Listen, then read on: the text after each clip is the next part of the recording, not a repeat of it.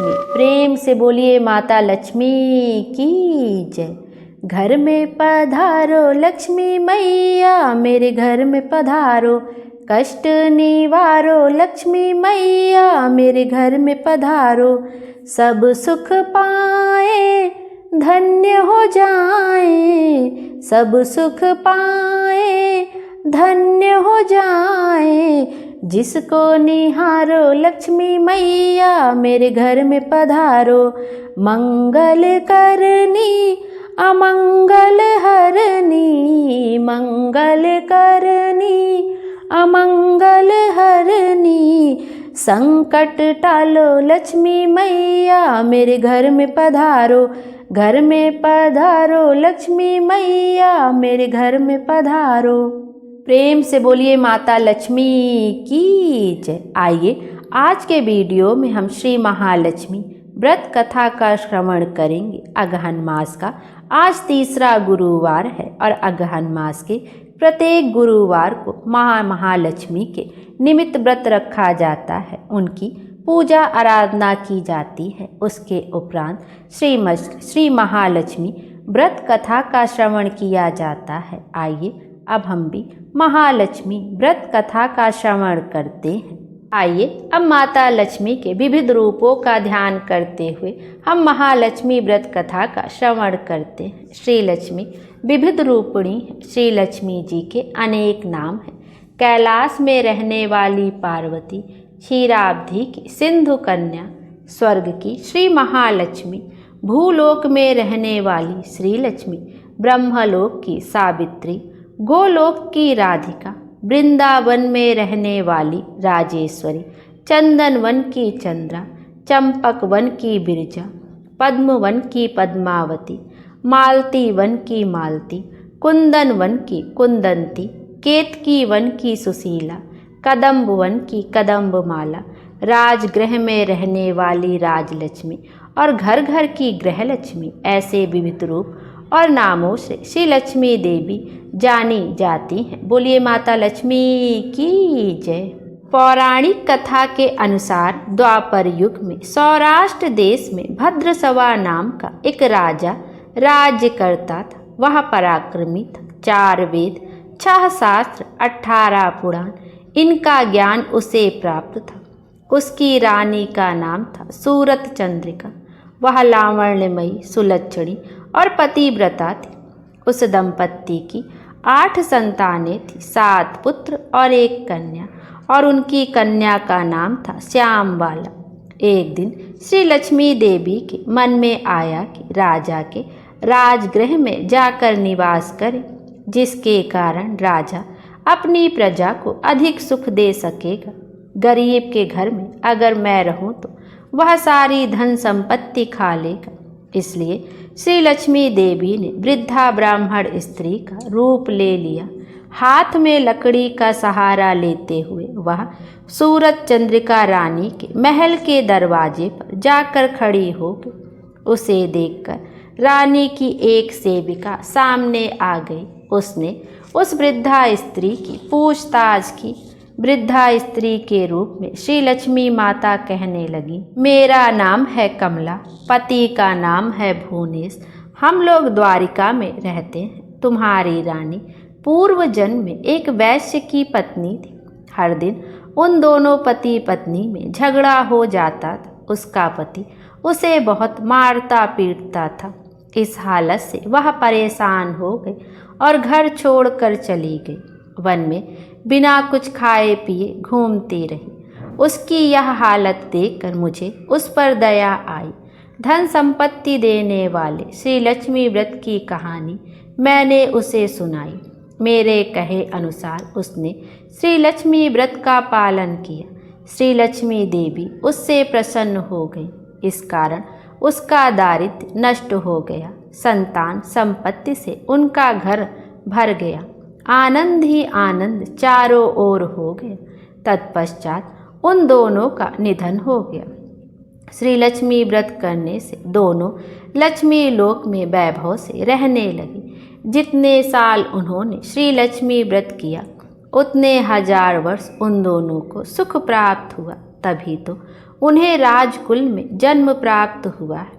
लेकिन रानी को अभी अपने व्रत का विस्मरण हो गया है। उसे स्मरण कराने के लिए मैं यहाँ आई हूँ। रानी की सेविका ने उन्हें अंदर ले जाकर श्री लक्ष्मी व्रत की सारी जानकारी पूछी। पूजा विधि की भी उनसे जानकारी ली। वृद्धा रूपधारी श्री लक्ष्मी ने उन्हें लक्ष्मी व्रत की जानकारी और महात्म का कथन किया।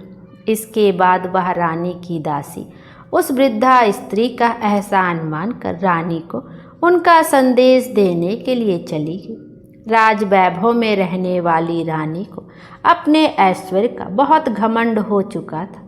वह उन्मत्त हो गई थी। वृद्धा का संदेश सुनकर वह क्रोध में आ गई और वृद्धा ब्राह्मण स्त्री को उसने अपमानित किया। लेकिन वह वृद्धा स्त्री साक्षात लक्ष्मी जी थी। यह बात रानी को मालूम नहीं थी। रानी का बर्ताव देखकर श्री लक्ष्मी ने वहाँ रहना पसंद नहीं किया। अपने खुद के निवास में ही रहना पसंद किया। वह वहाँ से निकली। कुछ ही फासले पर उन्हें सांबाला मिली। उसे सारी जानकारी मिली। उसने उस वृद्धा स्त्री से क्षमा याचना की। तब श्री लक्ष्मी को उस पर दया आई। उसने सांबाला को श्री लक्ष्मी व्रत की जानकारी दी। उस दिन मार्गशीर्ष महीने का प्रथम गुरुवार था। सांबाला ने भक्ति भाव से श्री लक्ष्मी व्रत का पालन किया। इसका फल यह हुआ कि सिद्धेश्वर नामक राजा के मालाधर नामक पुत्र के साथ उसका विवाह संपन्न हुआ। उसे बड़ा वैभव प्राप्त हुआ।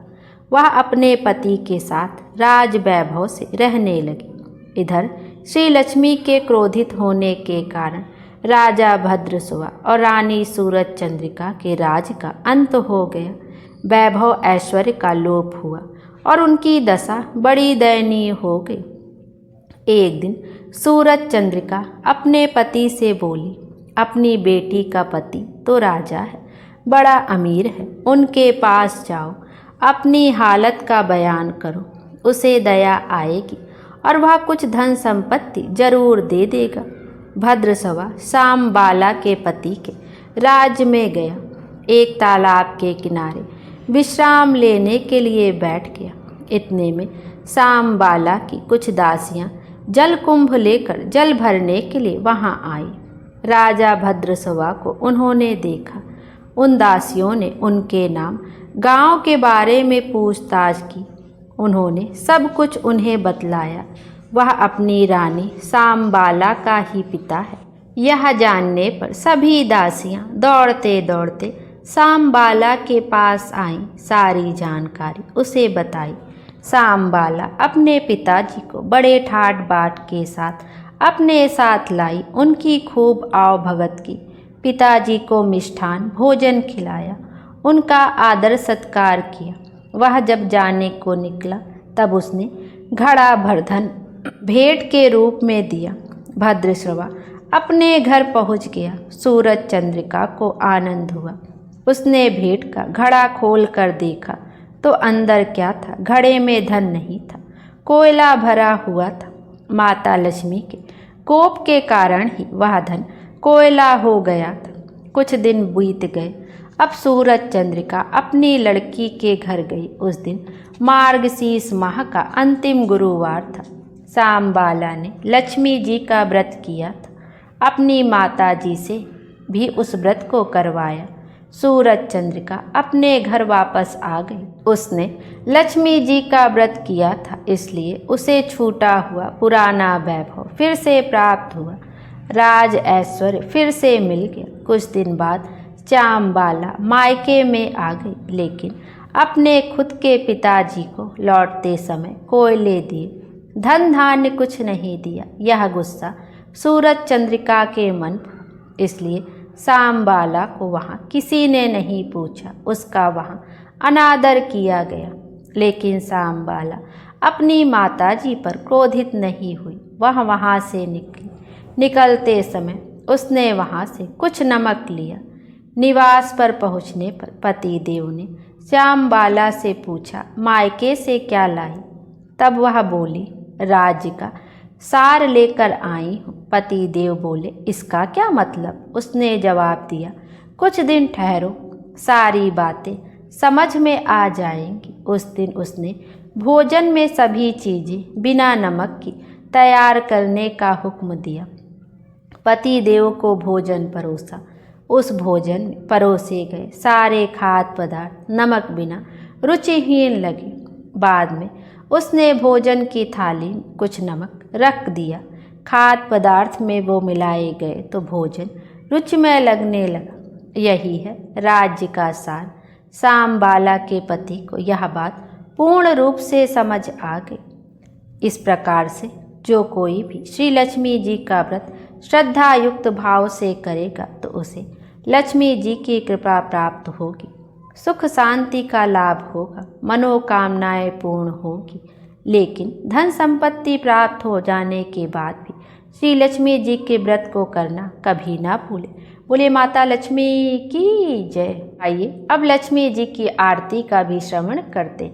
ओम जय लक्ष्मी माता मैया, जय लक्ष्मी माता, तुमको निस दिन सेवत हर विष्णु विधाता। ओम जय लक्ष्मी माता। उमा माँ ब्रह्माणी तुम ही जग माता, सूर्य चंद्रमा ध्यावत नारद ऋषि गाता। ओम जय लक्ष्मी माता। दुर्गा रूप निरंजन सुख संपत्ति दाता, जो कोई तुमको ध्याता रिद्धि सिद्धि पाता। ओम जय लक्ष्मी माता।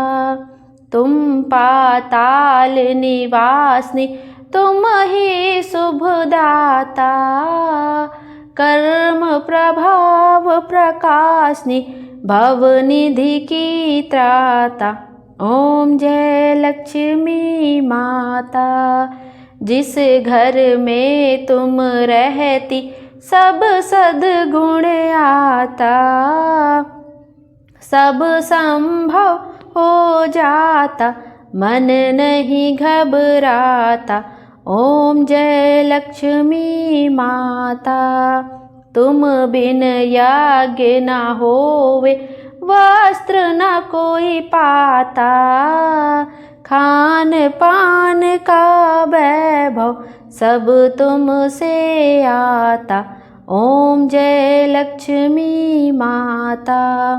शुभ गुण मंदिर सुंदर क्षीरो दधी जाता, रत्न चतुर्दश तुम बिन कोई नहीं पाता। ओम जय लक्ष्मी माता। हाँ लक्ष्मी जी की आरती जो कोई नर गाता, उर आनंद समाता पाप उतर जाता। ओम जय लक्ष्मी माता। बोलिए भगवती महालक्ष्मी की जय। माता लक्ष्मी हम सब की मनोकामना पूर्ण करें, हमारे जीवन को खुशियों से भर दें। Thank you.